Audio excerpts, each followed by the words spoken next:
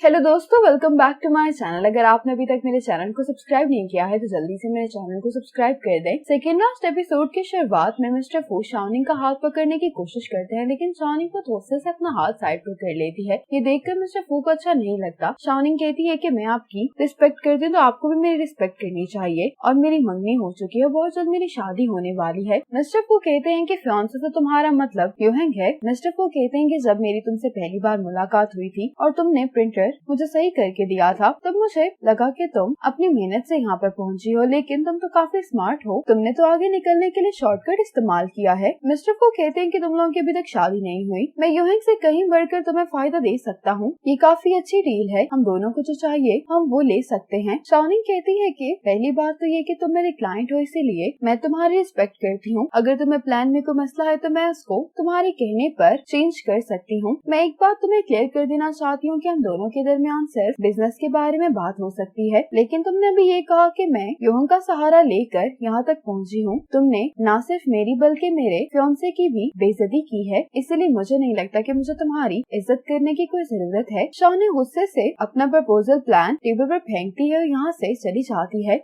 लेकिन मिस्टर फू का पीछा करते हुए बाहर तक आ जाते हैं। मिस्टर फू शाओनिंग को पकड़ लेते हैं। शाओनिंग मिस्टर फू से यही कह रही होती कि आपको ऐसा नहीं करना चाहिए। मिस्टर फू कहते हैं कि मुझे तुम्हारी ये सारी ट्रिक्स बहुत अच्छी लग रही हैं। शाओनिंग को किस करने वाले होते हैं, लेकिन इतने में यहाँ पर यूहेंग आ जाता है। ये मिस्टर फू के मुंह पर पंच मारता है। ये मिस्टर फू को और भी मारने वाला होता है, लेकिन शाओनिंग यूहेंग को रोक देती है। मिस्टर फू भी गुस्से में यहाँ से चले जाते हैं। शाओनिंग यहाँ से जाते हुए यूहेंग से सॉरी कह रही होती है कि गलती मेरी है, मैंने सब कुछ सही से हैंडल नहीं किया। शाओनिंग कहते लेकिन मुझे डर है कि कहीं वो तुम्हारे बारे में कंप्लेन ना करे, तुम अभी प्रेसिडेंट बने हो। यूहेंग गुस्से में कहता है कि ये सब अहम नहीं है। यूहेंग शाओनिंग को हक करते हुए कहता है कि मेरे लिए सबसे अहम तुम हो, मैं किसी को इजाजत नहीं दे सकता कि कोई तुम्हें नुकसान पहुँचाए। यूहेंग कहता है कि तुम्हें शायद अंदाजा नहीं है कि मेरे लिए तुम्हारा प्यार कितना गहरा है। शाओनिंग कहती है कि मैं जानती हूँ कि जब हमारी मुलाकात दोबारा हुई थी तब से ही तुम मुझसे प्यार करते हो। यूहेंग कहते हैं कि ऐसा नहीं है, मैं हाई स्कूल से ही तुमसे प्यार करता हूँ। ये सुनकर शाओनिंग काफी हैरान दिखाई दे रही होती है। यूहेंग कहता है कि मैं तुम्हें कहीं पर लेकर जाना चाहता हूँ। यूहेंग शाओनिंग को लेकर अपने हाई स्कूल की छत पर आ जाता है। शाओनिंग यूहेंग से पूछती है कि तुम मुझे अचानक यहाँ पर क्यों ले आए हो। यूहेंग कहता है कि यही वो जगह है जहाँ 11 साल पहले मुझे तुमसे पहली नजर में प्यार हो गया था। ये सुनकर शाओनिंग हैरान होती है। यूहेंग कहता है कि 2013 में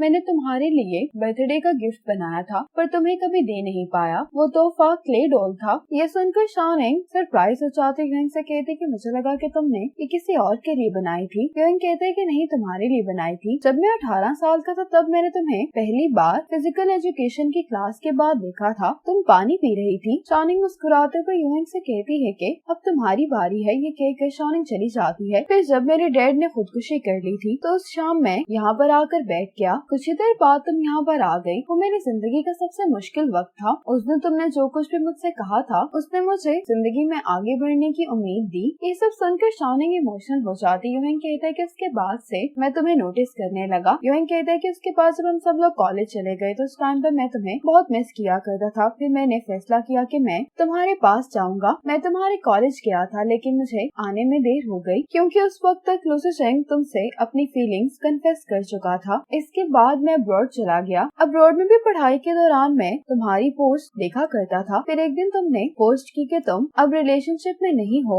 ये देखने के बाद मैंने वापसी की टिकट बुक करवा ली। यूहेंग टिकट को देखते हुए कहता है कि शाओनिंग हम जल्द मिलने वाले हैं। शाओनिंग कहती है कि फिर वापस आने के बाद तुम फौरन मेरे पास क्यों नहीं आए। यूहेंग कहता है क्योंकि तुमने कहा था कि तुम्हें कुछ वक्त के लिए अकेला रहना है, इसलिए मैं तुम्हें डिस्टर्ब नहीं करना चाहता था। फिर जब मुझे मालूम हुआ कि तुम ब्लाइंड डेट्स पर जा रही हो तो ये जानकर मैं मजीद इंतजार नहीं कर सकता था और मैं कुदरत का दिया हुआ मौका नहीं गंवाना चाहता था। शाओनिंग कहती है कि इसलिए तुम मुझसे ब्लाइंड डेट पर मिलने के लिए आए थे। यूहेंग इस बात पर मुस्कुराने लगता है। शाओनिंग कहती है कि मुझे तो उस टाइम पर यही लगा था कि हमारी मुलाकात इत्तेफाकन हुई है, लेकिन असल में तुम तो खास तौर पर मेरे लिए वापस आए थे। तुमने मुझे इसलिए प्रपोज नहीं किया था क्योंकि हम दोनों एक दूसरे के लिए सूटेबल थे, बल्कि तुम इसलिए मुझसे शादी करना चाहते थे क्योंकि तुम मुझसे प्यार करते हो। यूहेंग कहता है कि हाँ। शाओनिंग अपने आप से कहने लगती है कि मुझे रोना क्यों आ रहा है। शाओनिंग कहती है कि इतना इंतजार करने के बावजूद तुमने मुझे इस रिलेशनशिप में स्पेस दी और उस लम्हे का इंतजार किया जब मुझे तुमसे प्यार हो गया। शाओनिंग युएंग से कहने लगती है कि तुमने मुझे पहले क्यों नहीं बताया, मैं तो यही समझती रही कि तुम्हारा क्रश कोई और था। युएंग कहते कि मुझे लगा कि हमारा रिलेशनशिप खुद ब खुद स्टेबल होता जा रहा है, तो माजी के बारे में बात करने का कोई फायदा नहीं है। और क्या तुम्हें याद नहीं कि तेंग्यू के सामने मैंने तुमसे कहा था कि मुझे तुमसे पहली नजर में प्यार हो गया था। शाओनिंग कहती है कि मेरे लिए इतना लंबा अरसा इंतजार करने के लिए तुम्हारा शुक्रिया। युएंग कहता है कि मैं जानता हूँ कि इस काम के लिए पूरी तैयारी करना जरूरी है, लेकिन शाओनिंग मैं मजीद इंतजार नहीं कर सकता।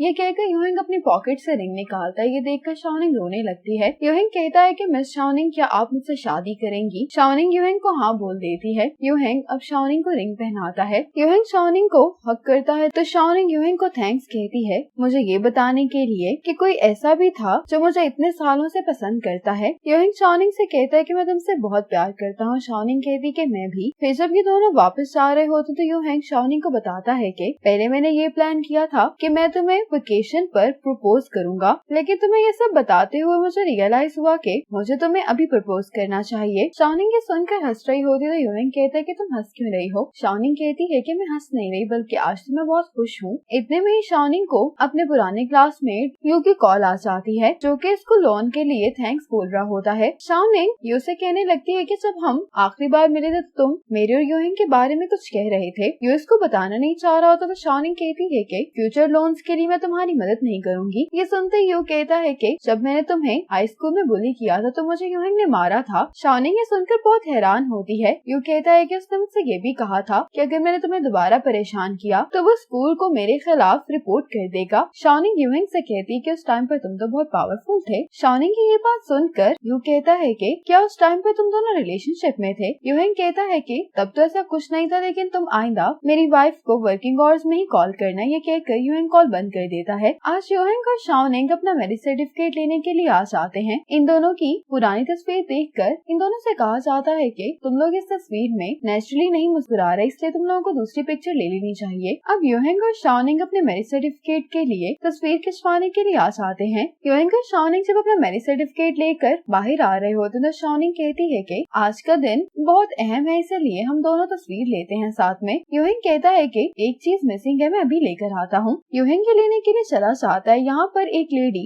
शाओनिंग को देख लेती है, जो कि इनकी नेबर होती है। ये शाओनिंग को देखकर जल्दी से अपने ग्रुप में मैसेज कर देती है। अब युएंग शाओनिंग को फ्लावर्स देता है। शाओनिंग ये फ्लावर्स देखकर और भी खुश हो जाती है। युएंग और शाओनिंग अपने मैरिज सर्टिफिकेट के साथ एक तस्वीर लेते हैं। दूसरी तरफ शाओनिंग की मॉम फोन पर ये कह रही होती है कि ऐसा कैसे हो सकता है, मेरी बेटी ने तो 1 साल पहले ही अपना मैरिज सर्टिफिकेट ले लिया था। इस लेडी को लग रहा होता है कि युएंग और शाओनिंग यहाँ पर डिवोर्स लेने के लिए आए हैं। मॉम को तो अपनी नेबर की बातों पर यकीन नहीं आ रहा होता और कहती है कि तुम्हें ही गलती लगी है। इतने में ही शाओनिंग और युएंग यहाँ पर आ जाते हैं। इन दोनों को देखकर मॉम का शक दूर हो जाता है। मॉम को लगता है कि शाओनिंग ये फ्लावर्स इनके लिए लेकर आई है, तो ये शाओनिंग से फ्लावर्स लेते हुए शाओनिंग को इन फ्लावर्स के लिए थैंक्स बोल रही होती है। युएंग कहता है कि कोई बात नहीं, मैं तुम्हें बाद में और दे दूंगा। अब मॉम इन दोनों को सारी बात बता देती है। अब युएंग और शाओनिंग मॉम को असली बात बताते हुए हिचकिचा रहे होते हैं। मॉम कहती है कि आखिर तुम दोनों के साथ मसला क्या है? शाओनिंग कहती है कि मॉम, हम दोनों सिविल अफेयर्स ब्यूरो गए थे।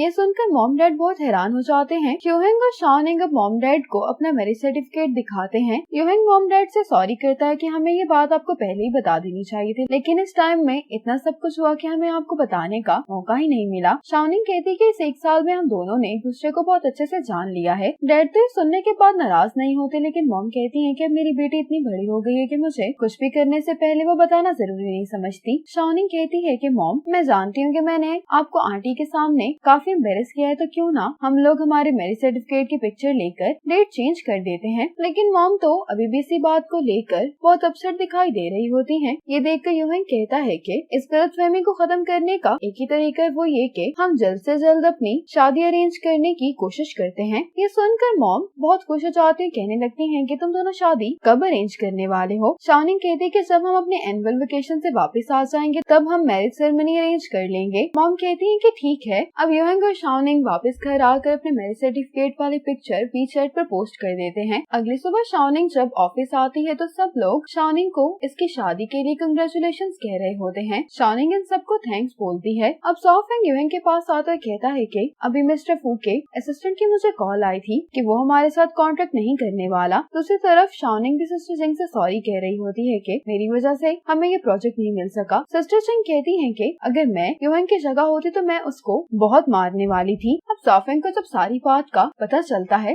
तो इसको भी बहुत गुस्सा आ रहा होता है मिस्टर फू पर। सॉफेंग कहता है कि मिस्टर फू इस काबिल ही नहीं है कि उसके साथ काम किया जाए। अब ये सब लोग अपने परफॉर्मेंस टारगेट पूरा करने के लिए मुख्तलिफ क्लाइंट्स के साथ बिजी हो जाते हैं। आज वेई चियो को कॉल करती है मिलने के लिए। वेई चियो को लेकर अपने कॉलेज आ जाती है। ये दोनों यहाँ पर आकर अपना कॉलेज टाइम याद कर रहे होते हैं। वेई चियो से कहती है कि जब तुमने मुझे बास्केटबॉल सिखाना शुरू किया था मैं तब से ही तुम्हें पसंद करती हूँ। ये बात सुनकर चियो हैरान होता है। अब शाओनिंग के हाई स्कूल का टाइम दिखाया जाता है। शाओनिंग ने गलती से बास्केटबॉल से यू को हिट कर दिया होता है। इसी बात का यू शाओनिंग से बदला लेने वाला होता है। ये छुपकर शाओनिंग का इंतजार कर रहा होता है। जैसे ही शाओनिंग यहाँ से गुजरती है तो इसकी साइकिल नीचे गिर जाती है। ये देखकर यू हंसने लगता है और ये शाओनिंग से कहता है कि अगर तुमने अगली बार मुझे तंग किया तो तुम्हारे साथ इससे भी बुरा हो सकता है। लेकिन शाओनिंग इससे माफी मांगने के बजाय इसको बुरा भला कहकर यहाँ से चली जाती है। ये सुनकर यू को बहुत गुस्सा आता है। ये शाओनिंग के पीछे जाने ही वाला होता है कि इतने में इसको एक बॉल आकर लगती है। ये पूछने लगता है कि आखिर ये किसने किया है तो यूहेंग कहता है कि मैंने। यूहेंग इसको वार्न करता है कि तुम आइंदा शाओनिंग को तंग मत करना। यू कहता है कि तुम हीरो बनना चाहते हो तो फिर ठीक है मेरा मुकाबला करो। लेकिन इस फाइट में चोट यू को ही लगती है। यू कहता है कि आखिर तुम उस लड़की के खातिर मुझे क्यों मार रहे, क्या तुम उसको पसंद करते हो? तो यूहेंग बस गुस्से में कहता है कि अगर तुम नहीं चाहते कि तुम्हें स्कूल से निकाल दिया जाए तो आइंदा शाओनिंग को तंग मत करना। ये कहने के बाद यूहेंग यहाँ से चला जाता है। इसी मोमेंट पर सेकंड लास्ट एपिसोड खत्म हो जाती है।